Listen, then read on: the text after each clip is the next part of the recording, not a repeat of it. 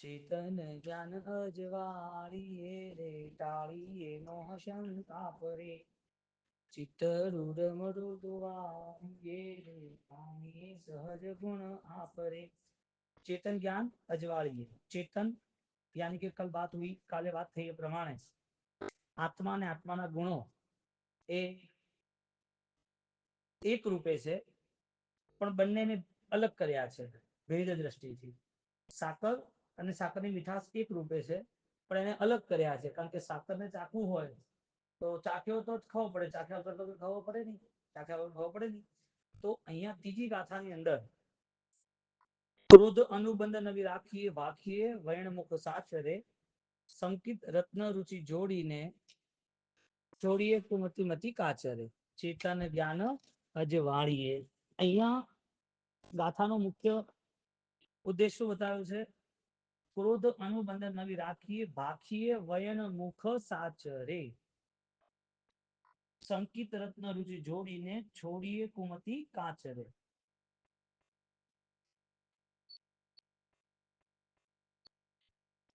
અહીંયા પહેલા આવી મનની વાત, પછી આવી વચનની વાત અને પછી આવી જોડી એટલે કાયાની વાત। મન વચન કાયાને ક્યાં જોડવાના? હું શબ્દ ફરતી બોલી લઉં છું, તમારે લખો લખી લો। ક્રોધ અનુબંધ નવી રાખીએ। અનુબંધ એટલે જે આપણે બોલતા નથી પણ આપણા મનમાં ઘણું બધું રહી ગયું છે। બંધ એટલે આપણી પોતાની રેગ્યુલર પ્રવૃત્તિ। અનુબંધ એટલે પ્રવૃત્તિ પછી પણ જે વૃત્તિઓ છે તે। તો ક્રોધની જે વૃત્તિ છે એ ખતમ ના થાય તો એ અનુબંધમાં ક્રોધ કહેવાય। ક્રોધ રૂપી 18 પાપ સ્થાન। હવે જીવને જ્યારે સામાન્યથી ઉપરથી ક્રિયાના સ્તરથી એને ક્ષમાનો ભાવ આવતો હોય તો એ ક્ષમાનું સ્વરૂપ ન કહેવાય। એ વ્યવહારિક એક મનના સ્તર ઉપર સમજવા દ્વારા કોઈના દ્વારા આપણને કોઈ બોધ મળ્યો છે એટલે આપણે એ વ્યવહાર કરીએ છીએ, ક્રોધ ન કરીએ, ક્ષમા રાખીએ। જ્ઞાની એમ કહે છે કે શત્રુ ખતમ થઈ જાય ને શત્રુતા ખતમ ના થાય શું કરવાનું? શત્રુ તરીકે વ્યક્તિ છે, શત્રુતા તરીકે આપણા દુર્ભાવો છે। હવે શત્રુતા છે એ તો ચંડકોશિક સુધી એને લઈને આવી, અંદરનો જે પરિણામ હતો એમાં બધી સ્થિતિ બદલાઈ ગઈ પણ પરિણામો જે હતા એ વધતા ગયા દિવસે દિવસે। તો જે જીવને અનુબંધ તરીકે એ પોતાના આત્મદર્શનથી બધું નક્કી કરે તો એક એક વસ્તુ એને ખ્યાલ આવતી જાય। એક વ્યક્તિ ઘરે સૂતો છે, એને આસપાસ પૈસા અત્યારે નથી પણ એને ખબર છે કે રાત્રે મારું નુકસાન થયું છે। હવે એ દેખાતો હોય શ્રીમંત, એ પોતે સવારે ધંધો કર્યો તો એને દાન આપ્યું 2-5 કરોડનું, એને પોતાને માન સન્માન મળ્યું એટલે એમ લાગે છે કે આ સંપન્ન વ્યક્તિ છે પણ એ સંપન્ન વ્યક્તિ રાત્રે અચાનક એના છોકરાએ નુકસાન કરી નાખ્યું મોટું। હવે જે સંપન્નતા દેખાતી હતી કાલે દેખાવાની બીજા દિવસે ના દેખાય। તો બહારથી એ લોકો જે દુનિયાવાળા સંપન્ન માનતા હતા એ ત્યાગના કારણે એટલે કે દાનના કારણે માનતા હતા પણ એ સંપન્નતા હવે એને ખબર છે કે મારા પાસે હવે શું છે। દુનિયાને એમ જ છે કે હજી આ ધનવાન છે। એમ બહારની જે દુનિયા માટે જેટલું કઈ થતું હોય એ બધી વૃત્તિઓ છે, બધો વ્યવહાર છે, બધો બંધ છે બાહ્ય ભાગોનો, પણ આંતરિક વૃત્તિથી થાય એ બધો અનુબંધ છે। એટલે અહીંયા અનુબંધની વ્યાખ્યા તરીકે જોવા જઈએ તો 18 પાપ સ્થાનક રેગ્યુલર આપણી જોડે જોડાયેલા છે। 18 પાપ સ્થાનક તો જીવ પાપના બંધને જોઈ શકે છે, અનુબંધને નથી જોતો। ધર્મના બંધને નક્કી કરે છે, અનુબંધને નક્કી નથી કરતો। એટલે ક્રિયાના સ્તર પર એને આનંદ આવતો હોય તો સમજવાનું બંધ છે અને પરિવર્તનના સ્તર પર આનંદ આવતો હોય તો અનુભવ છે। એટલે મંદ કસાય અને મોહનીય એમાં ફરક શું? મંદ કસાય હોય અને મોહનીયનો ક્ષયક્ષમ હોય એ બંનેમાં ફરક શું? જ્ઞાની કહે છે કે બંનેમાં આસમાન જમીનનો ફરક છે। કારણ કે મંદ કસાય એ શુભ પ્રવૃત્તિ છે, શુભ વૃત્તિ છે, શુભ કર્મનો બંધ છે મંદ કસાય। પણ મોહનીયનો જે ક્ષયક્ષમ હતો એ સીધો સ્પર્શે છે ભેદ જ્ઞાન, તત્વ જ્ઞાનને સ્પર્શે છે। એટલે એની પોતાની ભેદ દ્રષ્ટિ ખુલે તો મોહનીયના ક્ષયક્ષમથી ખુલે, મંદ કસાયથી ના ખુલે। મંદ કસાય તો ચોથે પાંચમે આવે, છઠ્ઠે આવે, ના નહીં, પણ એ મંદ કસાય એને આપે શું? પુણ્ય કર્મ આપે। મંદ કસાય એને શુભ છે ને તો એ સ્વરૂપ બાહ્ય છે। હવે કસાયનું જે બાહ્ય સ્વરૂપ હતું એનાથી એને જે કંઈ સ્વીકાર્યું હતું એમાં બાહ્ય જ વસ્તુ મળે, કારણ કે જે રીતે જે સ્વીકારે છે એવી રીતે એને મળે છે। અભ્યંતર દ્રષ્ટિથી સ્વીકાર્યું હોત તો અભ્યંતર આનંદ આવતો। તો જો બાહ્ય સ્વરૂપથી એને સ્વીકાર્યું તો મંદ કસાયમાં ક્રોધ ન કરવો, 18 પાપ સ્થાનકમાં ન પ્રવેશ કરવો, તો આ બધા વ્યવહારિક રૂપે ઉપરથી જેટલું બી સ્વીકારાય છે એ બધી વસ્તુ પાછી બેક આવે જ છે. સ્વીકાર્યું ક્રોધ ન કરવો, અથવા સ્વીકાર્યું કે મારે મિચ્છામી ક્ષમા રાખવી, તો ક્ષમા ધર્મ એ ક્રિયાનો છે કે ક્ષમા ધર્મ એ અનુભૂતિનો છે? હકીકતમાં વાસ્તવિક સચ્ચાઈ, સત્ય, સમ્યક દર્શન એ અનુભવનો ધર્મ બને છે. એ ધર્મ કોઈ દેખી શકતું નથી અને કોઈને આપણે આપી શકતા બી નથી. તો જે ધર્મથી એને પોતાને લાભ થતો હોય, જે ધર્મથી એના જીવનમાં ગુણ પ્રગટ થતા હોય, એ બધો એના માટે અનુબંધ બની જાય છે. અહીંયા શબ્દ કયો વાપર્યો ત્રીજી ગાથામાં? ક્રોધ અનુબંધ નવી રાખીએ.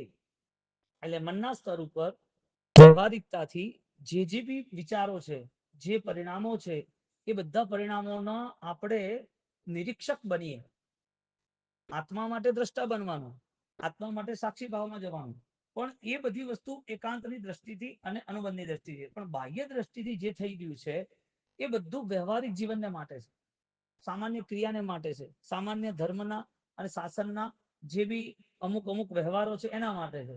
પણ જ્યારે નિશ્ચયની વાત આવે, અનુબંધની વાત આવે, તો સૌથી પહેલું સ્વયંના નિરીક્ષણની વાત આવે. અનુબંધ એ જ પરિવર્તન. અનુબંધ સામાન્ય વ્યાખ્યા એ થાય છે કે પાપનો વિચાર ચાલ્યા કરે ચંડકોશિકને, એટલે ચંડકોશિક બની ગયા ને, ક્રિયા સારી હતી તો પણ. ચંદુલિયો મત્સ્ય કશું નતો કરતો તો 48 મિનિટ પછી ક્યાં જવાનું થયું? તો એનો જવાબ ક્યાંથી શોધવાનો? એનો જવાબ અનુબંધથી શોધવાનો. એક નાનો જીવ 48 મિનિટ સુધી કશું કરી જ ન શકતો હોય અને વિચારના માધ્યમે એને આટલો લાંબો સમય સુધી દુઃખ સહેવાનું કોના કારણથી? એ અંદર જે થઈ ગયું હતું, ઘૂંટાઈ ગયું હતું, એમાં એને ખબર નથી. એટલે અનુબંધ એ તમને પોતાને સાક્ષી ભાવમાં લઈ જાય. અનુભવ તમને જાણકાર બનાવે, તમને જણાવે કે ભાઈ શું ચાલી રહ્યું છે. હા, બંધ તમને જણાવે નહીં, બંધ ખાલી તમને ભૂલાવે, ભ્રમમાં નાખે. એટલે બંધ દ્વારા તપસ્યા થઈ જાય, બંધ દ્વારા ત્યાગ થઈ જાય. પણ ત્યાગનો ત્યાગ ક્યાંથી થાય? ત્યાગ રાગના કારણે ઉભો રાખ્યો હતો. ત્યાગ શેના કારણે ઉભો રાખ્યો હતો? રાગના કારણે. એટલે જે ત્યાગ થયો છે એના પછી જેટલા રિએક્શન છે, એટલે એ ત્યાગ શું બની જાય? બંધ બની જાય. અને એ ત્યાગ પછી જે રિએક્શનો ખતમ થાય એ બધો અનુબંધ બની જાય. ત્યાગની ના નથી પાડી, સાધનાની ના નથી પાડી, અનુષ્ઠાનોની ના નથી પાડી. જે બી અનુસરણ થઈ રહ્યું છે એ બધું સાત્વિક છે કે નહીં એ નક્કી કોણ કરે? ભેદ જ્ઞાન. એટલે જે તત્વ જ્ઞાન છે એ તત્વ રૂચિ બનવું જરૂરી હતું. તત્વ જ્ઞાન છે એ તત્વ રૂચિ બનવું જરૂરી હતું. તો તત્વ રૂચિ જેમ જેમ પ્રગટ થાય ત્યારે શું લાભ મળે એને? એને પોતાના મોહ્યના ક્ષયોક્ષમથી દર્શન મોહ વિનાશથી જે નિર્મળ વૃથા, એના પોતાના મોહ્યના ક્ષયોક્ષમથી એના જીવનમાં મંદ કસાયનું લક્ષ્ય ન રહે, એના જીવનમાં શુદ્ધિનું લક્ષ્ય રહે. મંદ કસાય હોય તો કદાચ થોડા સમય માટે એ પોતે એમાં પ્રવેશ કરી જાય. સાદું જીવન, સાધના જીવન છે તો થોડો સમય લાગે મંદ કસાયથી. પણ જે આત્મશુદ્ધિનો ભાવ હોય તે મંદ કસાય જોડે નથી જોડાતો. એ જોડાય છે મોહ્યના ક્ષયોક્ષમ. એટલે ઔદાયિક ભાવોની અહીંયા એટલી બધી વેલ્યુ નથી. કારણ કે આ બધા મંદ કસાયો ઔદાયિક ભાવથી જોડાયેલા છે. કારણ ભાવથી ક્યાં જોડાયા છે? સાયુક્ષમિક ભાવ બી ઔદાયિક ભાવને અંતર્ગત આવે, કારણ કે એ બધી વ્યવસ્થા ઉતાર ચઢાવની છે. હા, પણ સાહિક ભાવની દ્રષ્ટિ જોવા જાય તો પછી એ શુદ્ધિ ચરમ બની જાય. હવે જે ઔદાયિક સામાન્ય ભાવો છે એ ભાવોથી સામાન્ય જ્ઞાનીને લાભ મળે, સામાન્ય બોધ હોય એને લાભ મળે. સામાન્ય અનુષ્ઠાન દ્વારા જે પ્રાપ્ત થાય છે એની વેલ્યુ કેટલી? એક વ્યક્તિ પાસે 100 રૂપિયાની વસ્તુ લાવવાની તાકાત છે, એક વ્યક્તિ પાસે 10,000 રૂપિયાની વસ્તુ લાવવાની તાકાત છે, એક વ્યક્તિ પાસે લાખ રૂપિયા આપી અને વસ્તુ લાવે છે, એક વ્યક્તિ કરોડો રૂપિયા ખર્ચીને વસ્તુ લાવે છે. પૈસા આપવાની શક્તિ અલગ અલગ છે, તો એ જે વસ્તુ બી છે એની બી વેલ્યુ સાથે એની તાકાત બી અલગ અલગ છે ને. એક પેન હોય તો એ 5 રૂપિયાની આવે ને એવી પેન કોઈ વ્યવસ્થિત મોંઘી હોય તો એ 500 રૂપિયાની આવે, 5,000 ની આવે. લખવાનું જ કામ કરશે ને, પણ એની કિંમત કેમ ચેન્જ થઈ ગઈ? કિંમત ચેન્જ થવાનું કારણ શું? એનામાં એ બળ છે એટલામાં. અહીંયા શું કહેવા માંગે છે કે જે સામાન્ય જ્ઞાનથી જે કંઈ થઈ રહ્યું છે, આપણા ત્યાં બંધની વાત ચાલે છે, સામાન્ય જ્ઞાનથી જે કંઈ થઈ રહ્યું છે એનાથી સામાન્ય રિઝલ્ટ મળે, વધારે કંઈ ના મળે. એટલે ઔદયિક ભાવ, કર્મબંધ જે છે, મંદ કસાય જે છે, એ ઔદયિક ભાવ એ ચાલ્યા કરે તો એમાં એ ચંચળતાના કારણે નિર્ણયો બદલાઈ જાય. ઔદયિક ભાવથી શું કરે? નિર્ણયો બદલી નાખે. એને આજે આ ગમે, આજે આ ના ગમે. એને જે ધાર્યું છે ન થાય ત્યાં સુધી ટેન્શન રહે, થઈ જાય તો આનંદ આવે. જે આનંદ આવે એની સાથે બીજી 10 વસ્તુ ઉભી રહી જાય. આમ છે, તેમ છે, આવું છે, તેવું છે. તો આવી બધી વસ્તુ કેમ થાય? એના માટે કારણ શું હતું? કારણ એક જ હતું કે ઔદાયિક ભાવથી એને પોતે બધું સ્વીકાર કર્યું હતું, અને ઔદાયિક ભાવ એને પ્રારંભિક પ્રવૃત્તિઓ મંદ કસાય વાળી લઈ જાય. એટલે જ્યાં જ્યાં બી મંદ કસાય છે ત્યાં તત્વ રુચિ ન સમજવું. તત્વ રુચિ સમજવું હોય તો મંદ કસાયનું એડ્રેસ ચેન્જ કરી અને અહીંયા દર્શન શુદ્ધિમાં લઈ જવું. દર્શન મોહ વિનાશથી જે નિર્મળ ગુણતા. દર્શન શુદ્ધિ કરે એટલે તરત જ એ બ્રહ્મમાંથી બહાર નીકળે. દર્શન શું કરે? સ્પષ્ટતા કરાવે. સમ્યક દર્શન એ જેવી સ્પષ્ટતા કરાવે એટલે એને પોતાને જે બી બંધનની વ્યવસ્થા હતી, જે ઔદાયિક ભાવની વ્યવસ્થા હતી, જે એના જીવનની અંદર 18 પાપો સ્થાનક માટે જે કદાચ ત્યાગનો ભાવ પણ હતો, એ હવે એની એ જ વસ્તુ એના માટે શુદ્ધિનો ભાવ બની જાય.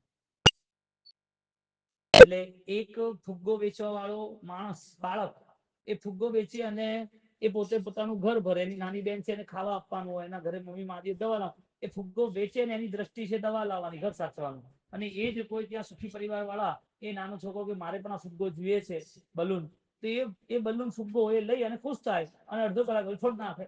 એક તરફ પેલાને 100 રૂપિયાની વેલ્યુ છે, એક તરફ પેલાને 100 રૂપિયા શોખ માટે છે. વસ્તુ એક જ છે પણ નિર્ણય અલગ અલગ બની ગયા. મંદ કસાય થાય એ બી નિર્ણય છે, અને દર્શન મોહનીનો ક્ષયક્ષમ થાય એ બી નિર્ણય છે. ક્રિયાધર્મ હતો એને ક્યાંય પણ આપણે વિવાદમાં નથી લઈ જતા, ન વિવાદમાં લઈ જઈએ, ન એને કहीं પણ ક્યાંય પણ ક્રિયાધર્મને આપણે અપલાપ કરીએ છીએ. ક્રિયાધર્મથી આપણે વંચિત થવાની વાત કરતા જ નથી. જે અનુષ્ઠાન થઈ રહ્યા છે એની તત્વ રુચિ કેટલી છે? તત્વ જ્ઞાન આપણને અનુષ્ઠાન કરાવે છે. કેમ ભાઈ સામાયિક કરવાનું, કેમ પ્રત્યયન કરવાનું, કેમ પોષક કરવાનું, કેમ તપ કરવાનું, કેમ અનુષ્ઠાન દાન પૂર્વક કરવાના.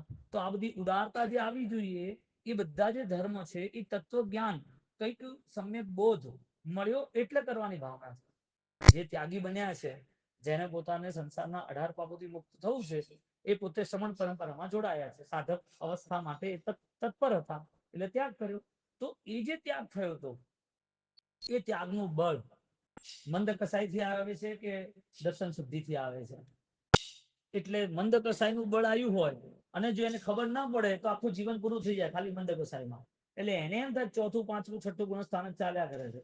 એ પણ મંદ કસાઈના કારણે ક્રિયાત્મક ધર્મનું, આધ્યાત્મિક ધર્મનું નહીં, ગુણાત્મક ધર્મનું નહીં, મંદ કસાયના કારણે. એટલે જે સોનાની દુકાનમાં એક માણસ જ્વેલર્સ શોરૂમ છે એમાં એ પોતે માલિક છે, બધું લઈને બેઠો છે અને બધા બધું આપલે કર્યા કરે છે, ખરીદી કર્યા કરે છે, પણ એના માથે 5 કરોડનું દેવું જે લોકોને ખબર નથી, એ એને જ ખબર છે. એટલે એ છે ને 12 કલાકમાં 15 કલાકમાં ના બેસશે. એ 4 જણને વ્યવસ્થિત રીતે સમજાવશે અને માલ પણ આપશે કે તમે આ લઈ લો. તો કોઈ પૂછે કે તારે 5 કરોડનો શોરૂમ છે, તું આટલી બધી ટેન્શન, આટલી બધી મહેનત શું કરે છે? કોઈ પૂછે એને ખબર છે કે એના અંદર શું છે? એને જ ખબર છે કે મારે મેં દેવું કરીને કર્યું છે એટલે મારે આ સોલ્વ કરવાનું છે. એમ મંદ કસાય અને દર્શન શુદ્ધિ, એ બે ખબર કોને પડે?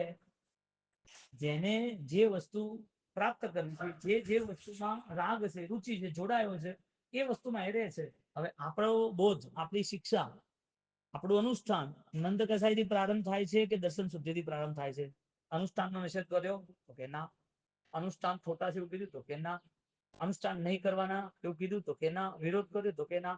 તો જે અવસ્થા છે એ અવસ્થામાં સૌથી પહેલા દર્શન શુદ્ધિ જરૂરી હતી. ક્રોધ અનુબંધ નવી રાખીએ, વાખીએ વયણ મુખ સાચરે. મન આવ્યું, વચન આવ્યું. ત્રીજું સંકિત રત્ન રુચિ જોડીને, જોડી એટલે કાયા આવી, મન વચન કાયની પ્રવૃત્તિ આવી ગઈ. તો આવી ત્રણેય પ્રવૃત્તિમાં અનુબંધ શબ્દ રાખ્યો. ત્રણેય પ્રવૃત્તિની અંદર ભાખીય વયણ મુખ સાચરે સત્ય શબ્દ રાખ્યો. ત્રીજીમાં સંકિત રત્ન રુચિ, રુચિ શબ્દ રાખ્યો. કેમ છે રાખ્યો? કારણ કે એમાં તમે હાજર નહીં હો ને તો આ બધી વસ્તુ ઝીરો થઈ જશે. એક ડોક્ટર હોસ્પિટલમાં ટ્રીટમેન્ટ કરે, ટ્રીટમેન્ટ કર્યા પછી એ માણસ મરી ગયો, અને એ માણસ મરી ગયો અને એની આજુબાજુ ડોક્ટરો, નર્સ ઓપરેશન કરતા કરતા બધી વાતો કરે, આપણી ભૂલ થઈ ગઈ, આપણે આ એનેસ્થેસિયા નતો, કઈ પણ એની રીતે વાત કર્યા કે આપણે નતું આપવું આમ તેમ વગેરે. હવે જે ત્યાં લાશ પડી છે, મળદું પડ્યું છે, એને કોઈ લેવા દેવા છે? ડોક્ટરો ચર્ચા કરે છે, ઓપરેશન ખોટું થઈ ગયું છે, સાધન ખોટા થઈ ગયા, દવા ખોટી વપરાઈ ગઈ છે, સમય ખોટો થયો છે, તમે એના પરિવાર વાળાને કશું કહેશો નહીં, આપણે બિલ બનાવી દો ને આપણે 3 કરોડ આમને ફટાફટ મોકલી દો. મરદાન શું લેવા દેવા? જે મનથી મૃત છે, અન્યન્ય અનુષ્ઠાન કહેવાય, 20 અનુષ્ઠાન કહેવાય, ગરોળ અનુષ્ઠાન.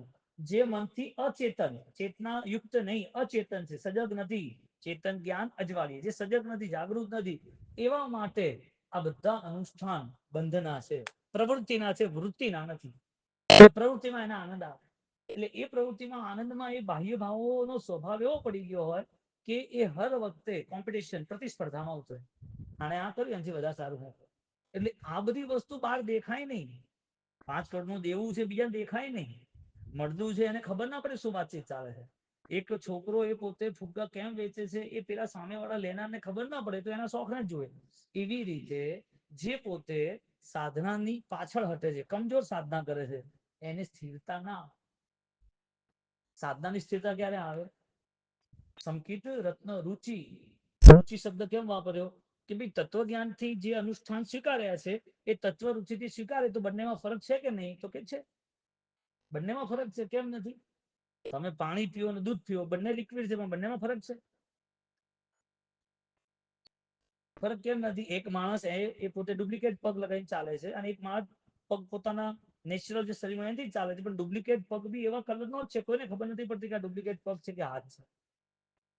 એવા બધા સાધનો આવી ગયા છે. આંખ પણ ડુપ્લિકેટ, અને એક આંખે ન દેખાતું હોય તો એવી આંખ લગાવી સામેવાળાને નંબર લાગે કે આ બરોબર દેખાય છે, પણ પોતાને ખબર છે ને કે મારો પગ સાચો છે કે નહીં, હાથ સાચો છે કે નહીં, એમ પોતાને ખબર પડે કે મારી પ્રવૃત્તિ વૃત્તિની છે કે નિવૃત્તિની. એટલે મારી પ્રવૃત્તિ મેં જે આરાધના કરી એ ખાલી બંધ માટે છે કે અનુબંધ માટે છે? જો બંધ માટે થતી હોય તો મંદ કસાય, ઔદૈિક ભાવ, સામાન્ય સંસાર, પુણ્ય કર્મ, શુભ, બીજું કઈ નહીં. અને જો શુદ્ધિ માટે થતી હોય તો એને તત્વરુચિ, તત્વજ્ઞાનની તત્વરુચિ, એ તત્વરુચિનો અનુબંધ એને દિવસે દિવસે નવો રંગ ચડાવે, આનંદ આવી જાય એને પોતાને. પ્રસન્નતા માટે એને કોઈ પુરુષાર્થ નથી કરવો પડતો.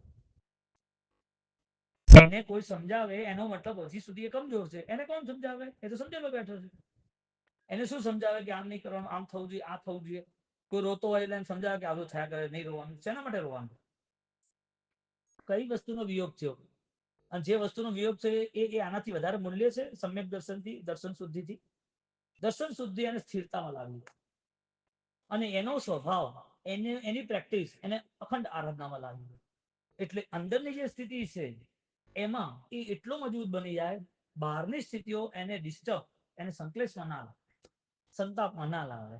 હવે જેને જેને પણ કોઈ પણ નાની નાની વસ્તુઓના સંતાપ થતા હોય, નાની નાની વસ્તુ એના મનમાં ઘર કરી જાય અને એ મન એનું અશાંત રહેતું હોય તો બધી બાહ્ય પ્રવૃત્તિઓ થોડા સમય માટે જ એ મંદ કસાય, શાસ્ત્રકાર કહે છે, બાકી તો કસાય જ છે. કારણ કે ઝેર વાળું દૂધ કોણ પીવે? જે દૂધમાં ઓલરેડી બંધો પડી ગયો હોય, માખી પડી ગયો હોય તો પેલા ટેન્શન આવે, ચા ફેંકી દે. જે દૂધની અંદર ઘરે રસોડામાં કામ કરતા કરતા 5 લીટર દૂધમાં કઈ વંદો પડી ગયો, કઈ ગરોળી પડી ગઈ, છીપકલી નાની, તો એને ખબર પડે તો કાઢ નાખે. એક સામાન્ય વસ્તુનું નુકસાન એને દેખાતું હોય તો એના પરિણામનું નુકસાન ખબર ના પડે? કયું મોટું નુકસાન છે કે દર્શન શુદ્ધિથી વંચિત રહ્યો? આયુષ્ય મળે ના મળે કોઈ ફરક નથી. ક્રિયા એને વિશિષ્ટ ક્રિયા ઓછી વધતી થઈ, એનાથી એને કોઈ એવો કોઈ ચંચળતા કે એવો કોઈ સંતાપ નથી. એને એક જ વસ્તુનું ધ્યાન છે, અનુબંધમાં મારે સ્પષ્ટ રહેવું છે, મારી અનુબંધની શક્તિ ઘટવી ના જોઈએ. એટલે છે ને એની સામેની બધી ઘટનાઓમાં એનો જે પરિણામ છે ને એ નિર્ણાયક બની જાય છે, અને એ નિર્ણાયક અનુભૂતિના સ્તરનો હોય છે. એટલે એની અંદર થયેલા જે પણ ઉત્પાત, જે પણ સંતાપો હતા એ બધા સંતાપો હવે વિસરવા માંડ્યા. એક પાણીનું પૂર આવે ત્યારે હાલત કેવી ગામની, સિટીની, પાણી ભરાઈ ગયા 4-4, 5-5, 10-10 ફૂટના, અને કોઈ ક્યાંય જઈ ના શકે, અને 4 દાડા સુધી ત્યાં ઘરે રહેવાનું હોય, પાણી પીવાનું સાચવીને પીજો પાણી, પાણી ઢોળશો નહીં, નાશો નહીં, કેટલી બધી ચિંતા પાડે. અને જેવું એ પાણી ઓસરતું જાય તો હા હવે શાંતિ છે. હા, એ કસાયોનું વિસર્જન થાય, મંદ કસાયનું વિસર્જન, પછી શું થાય? પછી એની પરિણતિઓ આસમાન છુએ.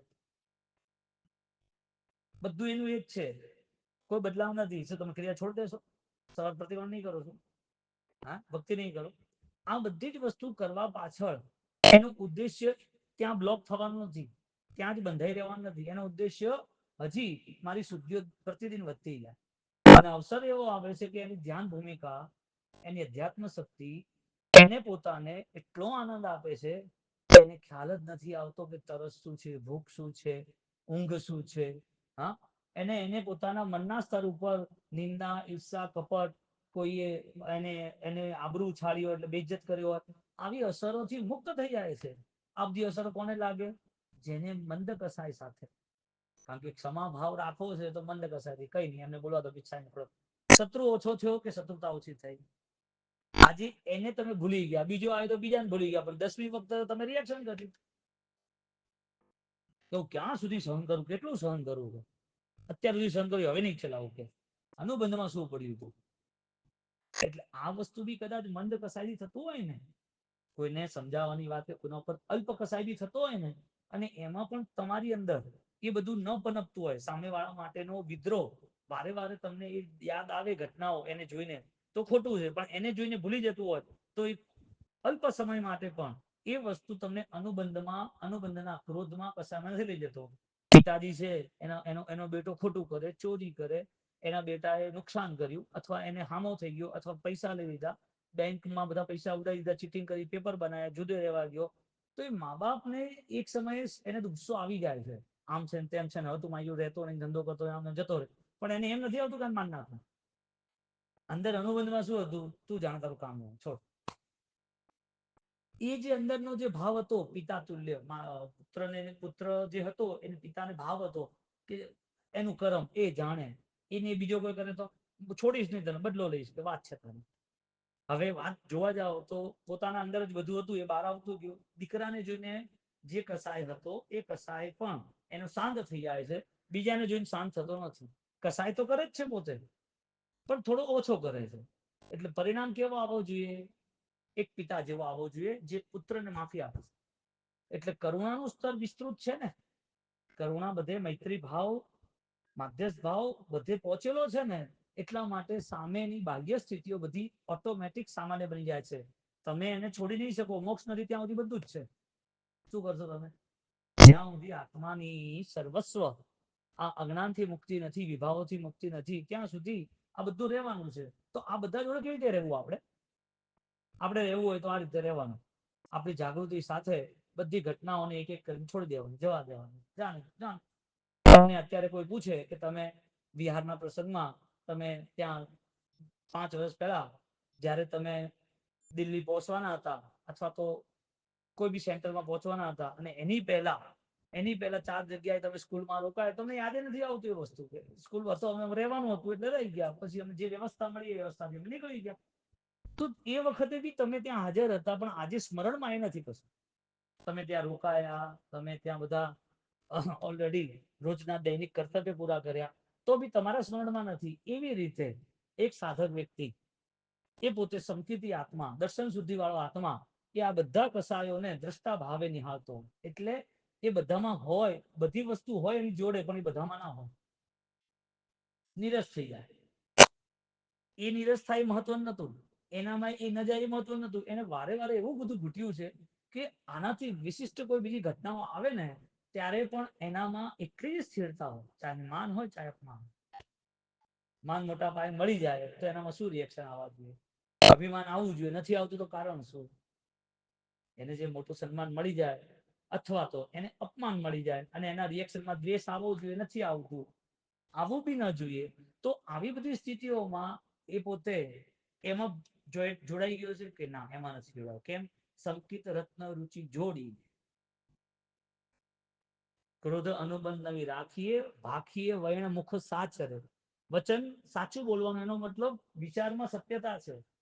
માયાવાળું વચન નથી બોલવાનું. કારણ કે સમ્યક દર્શન આધારિત જેટલી બી આરાધના છે, એ બધી આરાધના ડાયરેક્ટ પરમાત્મા સાથે લઈ જાય છે. પરમાત્મા સાથે જ કનેક્શન કરાવે. 2600 વર્ષ પહેલાનું કનેક્શન સમ્યક દર્શનથી થાય, ક્રિયાથી નહીં થાય. પ્રભુતા સુધી પહોંચવા માટે સમ્યક દર્શનનો ગુણ જરૂરી હતો. કયો સમ્યક દર્શનનો ગુણ? સમ્યક દર્શન દ્રવ્ય સમ્યક દર્શન કે નિશ્ચયનું સમ્યક દર્શન? તો કે આમાં બી ભેદ છે, તો ભેદ હોય જ ને સાહેબ, કેમ ના હોય? ભેદ તો દેખાય છે આ દુનિયામાં, નથી દેખાતો? બધું દેખાય છે. માણસ, બાળપણ, ઘડપણ, જુવાની, મોત, આ શું છે? બધું બદલાતું નથી?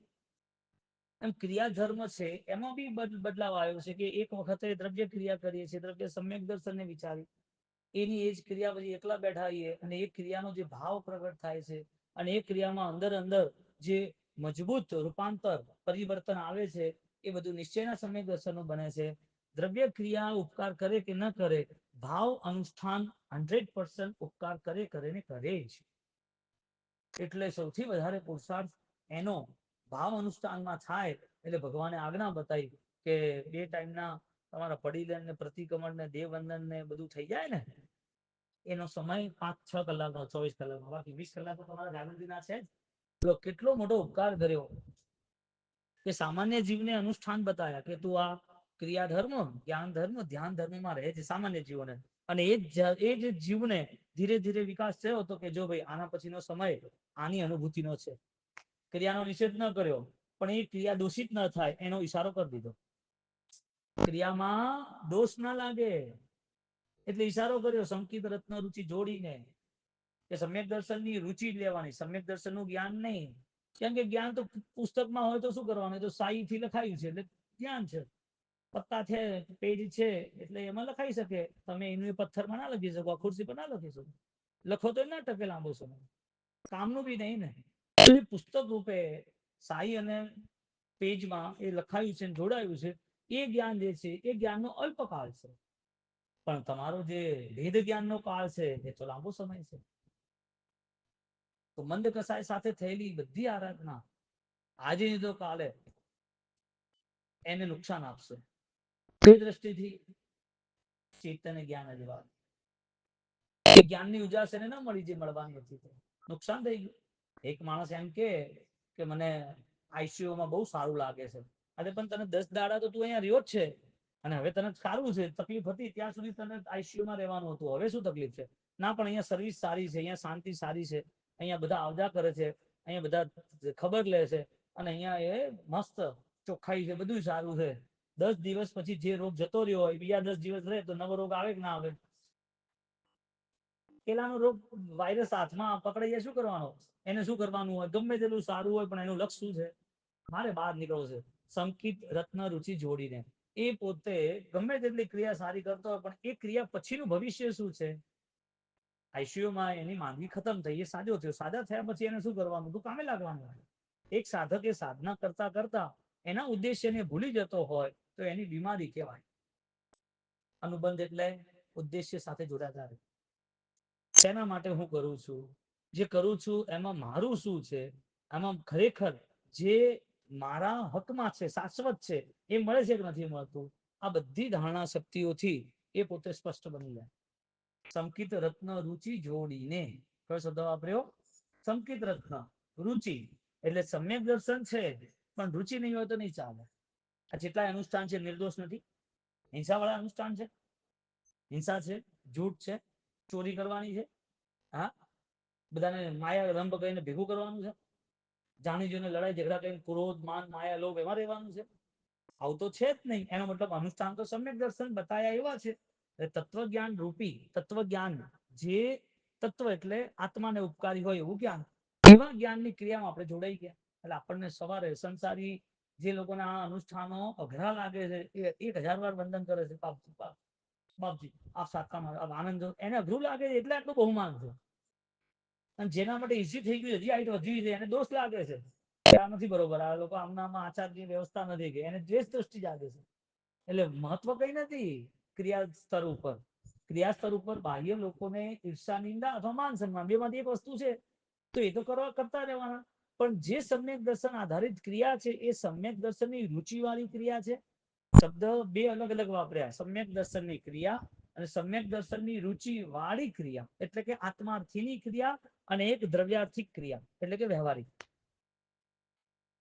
હવે એને પોતાને એવો ભાવ થઈ જાય કે મારું કશું છે નહીં, મારે કશું જોઈતું નથી, હવે એને પછાડો પડે.